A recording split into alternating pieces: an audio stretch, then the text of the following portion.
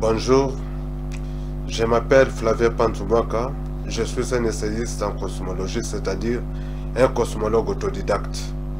Mes recherches en cosmologie, qui est la science qui étudie les origines, les structures et l'évolution de l'univers, sont concentrées sur les versets à consonance scientifique contenus dans des livres sacrés. Les résultats de ces recherches font qu'à ce jour, je suis devenu l'inventeur du modèle cosmologique universel et de l'astrothéologie. L'astrothéologie est un projet qui englobera certains cours élémentaires d'astrophysique qui doivent être enseignés en théologie. C'est là parce que pour les théologiens, l'univers est une œuvre divine. Il faut pour cela que les théologiens comprennent les mots qui en décrivent. Je suis l'auteur des livres de collection Les versets des savants et de l'astrothéologie qu'on peut retrouver dans les sites d'Amazon. Donc, merci de ce que vous êtes nombreux à suivre mes vidéos. Dans le cadre du modèle cosmologique universel, qui est la restitution scientifique du schéma biblique de la création, nous allons parler aujourd'hui de la signification du mot terre dans les versets. Au commencement, Dieu créa le ciel et la terre, contenu dans le livre de Genèse 1, chapitre 1, dans la Bible. C'est effectivement grave à ce jour de voir que le premier verset biblique n'a jamais été compris par personne. C'est dans le modèle cosmologique universel que nous allons lever toutes les voiles qui couvrent le schéma biblique de la création. Les scientifiques rejettent le schéma biblique de la création parce qu'il y a des astres qui sont plus vieux que la Terre. Par conséquent, le verset au commencement Dieu créa le ciel et la terre entre en contradiction avec la science. Personne jusque-là n'avait élevé cet équivoque. Aujourd'hui, nous allons expliquer clairement ce verset pour enlever l'équivoque ou les malentendus. Beaucoup disent que la Bible n'est pas un livre scientifique et que le schéma biblique de la création ne pourra être pris pour un schéma réel. Effectivement, la Bible n'étant pas un livre scientifique, il ne peut se limiter qu'à la forme. Jusque-là, aucun astrophysicien n'a eu l'idée d'étudier le schéma biblique de la création en détail et de les confronter avec les observations. La majorité des publications sur ce schéma est faite par des théologiens qui se basent aussi sur la forme, sans connaître les formes. Après un sondage et après avoir lu beaucoup de livres, j'ai remarqué que personne jusque-là n'avait compris la signification du verset au commencement Dieu créa le ciel et la terre. Sans la compréhension de ce verset, vous ne pouvez pas vous asseoir avec les scientifiques pour débattre sur le schéma biblique de la création. Mais ceux qui vont me suivre aujourd'hui vont comprendre ce que signifie ce verset. Le schéma biblique de la création contenu dans les 2 premiers chapitres de la Genèse fait partie du premier schéma cosmologique écrit depuis l'Antiquité dans des papyrus. Étant incomprise par tous et pour les ridiculiser, ce schéma a été relégué à la cosmogonie au même rang que des récits antiques dont les auteurs ne connaissaient pas les réalités sur l'origine et l'évolution de l'univers. Mais, comme je l'ai dit, le modèle cosmologique universel est venu pour démontrer que c'est un schéma réel. Le ciel signifie le monde spirituel. Nous allons maintenant voir la signification du mot terre dans ce premier verset biblique où est écrit au commencement Dieu créa le ciel et la terre.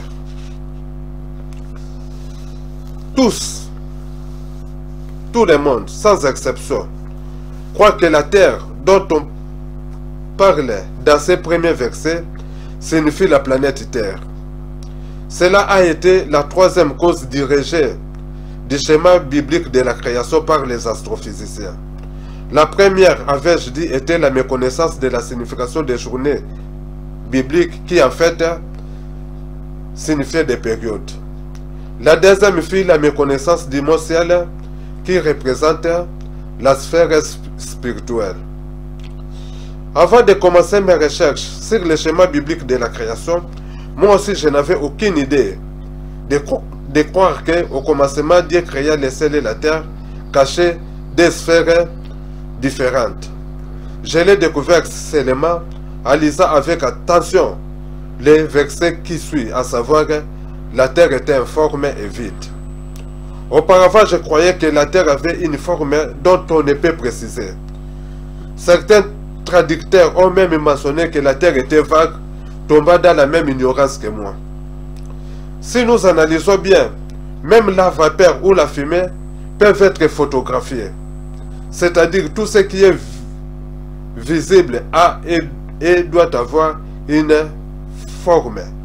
Il n'y a jamais de choses visibles sans forme. Tout d'abord, la terre est composée de la matière. En disant que la terre était informe et vide, on voit qu'au début de l'univers, on avait affaire à une terre invisible ou informe. C'est-à-dire que la matière était là, mais qu'on ne pouvait le voir. D'où l'univers s'est présenté tout simplement comme un vide. Le mot univers n'existant pas en 1500 ans avant Jésus-Christ, Moïse, pour différencier la terre dont il parle en Genèse 1 par rapport à la planète Terre qui se formera au troisième jour, a préféré offrir une définition. Cette définition, personne n'avait attiré attention à cela.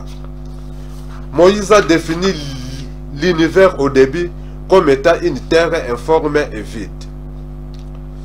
J'étais devenu triste quand j'avais abouti à cette déduction selon laquelle l'univers a commencé dans un vide selon la Bible. Et je disais que personne ne va me croire, ni les scientifiques, ni les religieux. Quel ne fut pas mon soulagement quand j'ai tombé sur la Bible version 70. C'est la première version qui a été traduite de l'hébreu en grec par les Juifs eux-mêmes qui connaissaient mieux leur langage. Dans cette Bible, dont vous pouvez vérifier dans vos ordinateurs, elle est bien écrit. Au commencement, Dieu créa le ciel et la terre. La terre était invisible et vide. Bible version 70. On enseigne souvent dans la théologie que le schéma biblique de la création est issu des traditions orales. Si c'était le cas, jamais l'auteur n'aurait mis une définition pour différencier la terre dont il parle au premier jour avec la planète Terre qui a été créée au troisième jour biblique. On voit bel et bien que c'est d'une manière très réfléchie que cette histoire est conçue et non écrite d'une manière vaille que vaille. Aucun modèle scientifique n'a fait ressortir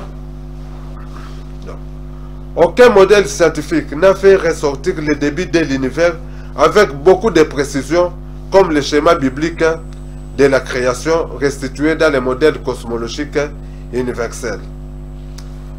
Depuis que nous avons commencé à restituer les vérités sur ce schéma, tous ceux qui l'ont dénigré à travers leurs publications commencent à se sentir très lésés. Le schéma biblique de la création s'avère à ce jour un schéma cosmologique complet dont les détails et les contenus nous sont fournis par la science. Par exemple, en mettant la foi de côté, je m'étais posé la question: comment la matière pouvait apparaître dans un univers vide tel que la Bible le décrit au commencement? C'est dans la science que je suis allé découvrir la réponse. Quand j'étais revenu dans la Bible, j'ai découvert que cela correspondait aussi avec ce que la Bible avait mentionné, malgré la différence des mots qui ont été utilisés. Ça fera l'objet de ma prochaine vidéo. Donc, par rapport à la science qui nous dit que l'univers a commencé par le Big Bang, la Bible nous fait ressortir ce qui s'est passé dans l'avant-Big Bang, en nous disant que l'univers a commencé dans un vide. C'est-à-dire que au départ, il n'y avait qu'un vide visiblement parlant. Il y a quelques scientifiques qui ont confirmé la Bible sans le savoir pour ce qui est du commencement de l'univers. Parmi ces grands savants, nous avons le professeur Lawrence Krauss de l'Université d'État d'Arizona et le professeur Gabriel Veneziano du Collège de France, inventeur de la théorie des cordes, pour ne citer que ces deux-là. Donc, en découvrant que l'univers a commencé dans le vide, dans la Bible, et pour l'avoir fait mien dans le modèle cosmologique universel, j'ai devu aussi l'un des chercheurs qui défendent ce point de vue par rapport à ceux qui se sont milités dans le Big Bang sans le traverser. Lors de la prochaine vidéo, nous allons décrire les événements selon la Bible de ce qui s'est passé de l'origine de l'univers jusqu'au Big Bang, qui est aussi biblique. Vous n'avez qu'à suivre le fil des vidéos du modèle cosmologique universel qui est la restitution du schéma biblique de la création. Je sais que les gens ne sont pas encore habitués à suivre ou à lire des publications qui combinent la science et la foi d'une manière harmonieuse pour expliquer l'univers de l'origine à son évolution. Donc, mon genre littéraire a pour nom l'astrothéologie, c'est-à-dire l'harmonie entre la théologie et l'astronomie. C'est la raison qui fait que dans la plupart des groupes ou des journaux religieux, on refuse mes écrits, des traitats des scientifiques et d'hérétiques. Il en est de même dans la plupart des groupes ou journaux scientifiques où on refuse mes écrits, les traitats des religieux. Or, je suis sur les deux et je les fais marcher ensemble dans l'harmonie. Et c'est pour la première fois que cela vient d'être fait dans l'histoire de la littérature. L'homme lui-même, avons-nous dit, est la sommation du spirituel et du physique. Après avoir été créé par la poussière des étoiles, comme le disent les astrophysiciens, en raisonnant en amont, Dieu souffla en lui le spirituel et il devint un être vivant. Genèse 2:7. Nous allons expliquer ce point plus tard, car le modèle cosmologique universel n'a épargné aucun verset qui mérite une explication. Comme je vous l'ai aussi dit, lors de la présentation du modèle cosmologique universel, un condensé de ce modèle a été transmis à sa sainteté, le pape François, pour sa validation, afin qu'il puisse être enseigné dans les facultés de théologie. Ça permettra aux étudiants et aux futurs théologiens d'aborder sans ignorance les questions liées à la cosmologie. Donc, Dieu créa le ciel et la terre, selon la Bible veut dire, Dieu créa le monde spirituel et le monde physique ou l'univers. Les deux réunis ou unis forment le cosmos selon les principes de la création du révérend docteur Sam Young-Moon. C'est dans ce ciel irréel pour la science que toutes les religions situent les entités spirituelles invisibles, à savoir Dieu, les anges, les esprits errants, les paradis, l'enfer, etc., etc.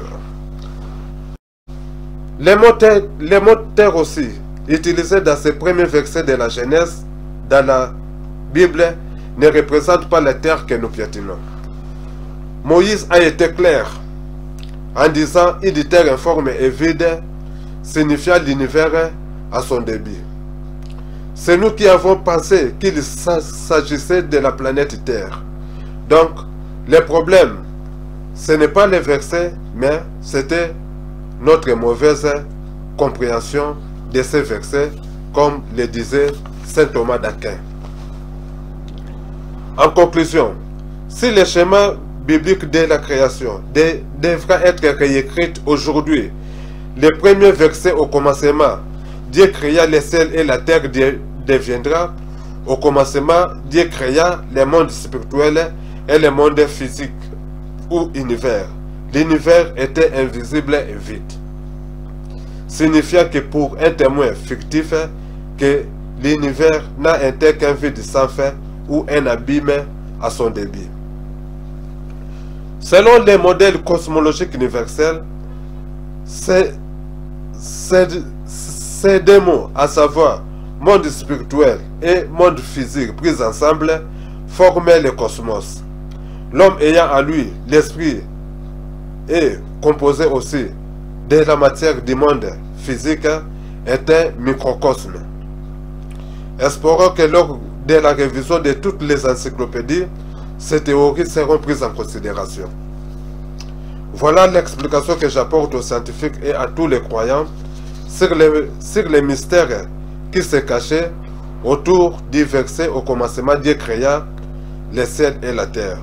Je pense ainsi avoir contribué positivement au débat de l'unité entre la science et la religion et à avoir répondu à l'objectif de toutes les organisations qui militent sur ce débat.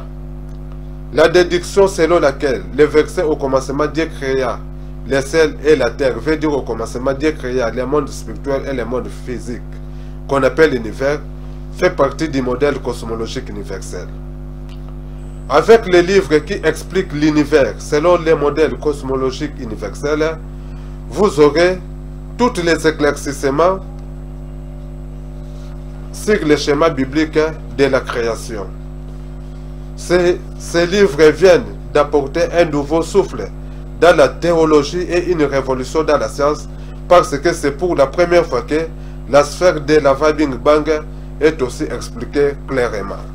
J'ai ici quelques exemplaires dont vous avez ici les livres. Voilà. Avant Big Bang, après Big Bang, selon les modèles cosmologiques universels.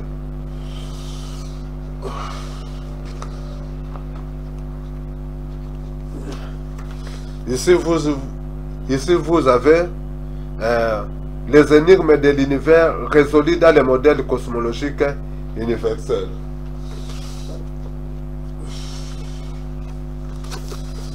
Ici, vous avez Big Bang à l'homme. Il faut savoir que ces livres développent beaucoup de pensées des papes Pie X ainsi que des papes François.